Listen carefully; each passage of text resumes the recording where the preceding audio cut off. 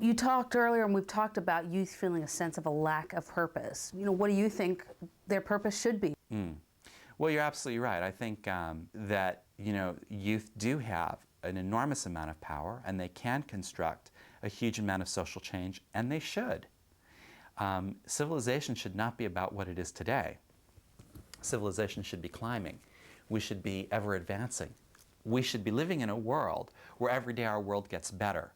Now, what we live in is a world where technically every day the world gets better, but spiritually every day the world is getting worse. So we have a really strange kind of dichotomy.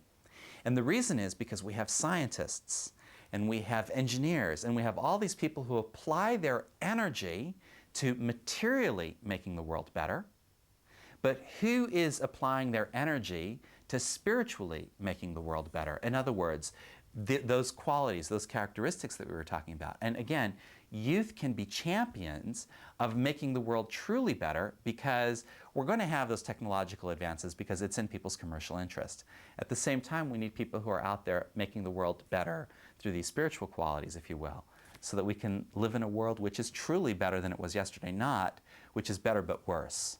Okay, so on the one hand, we've talked about how youth are perhaps vulnerable to ideologies and advertising. And the other hand, you've talked about their need for spirituality. How are they supposed to find this spirituality when they're so vulnerable and susceptible? How do they find a true spirituality which will give them purpose, but not possibly harm them or be dangerous?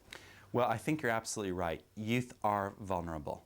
And it's very easy for that concern that they have to get appropriated by others in a lot of different ways. And I don't know that it's always positive. Even oftentimes it can be in social movements, and it can get channeled, I think, in some very destructive ways. And so I think it is important for youth to be on guard for exactly that type of thing. And there are a lot of, I think, very unhealthy expressions of that. People who are out there who basically take advantage of that need that youth have. So I think that, that it is important, it's critical for youth to be skeptical. I don't think that they should accept things wholesale. I think that they have to investigate. They're very good at being skeptical.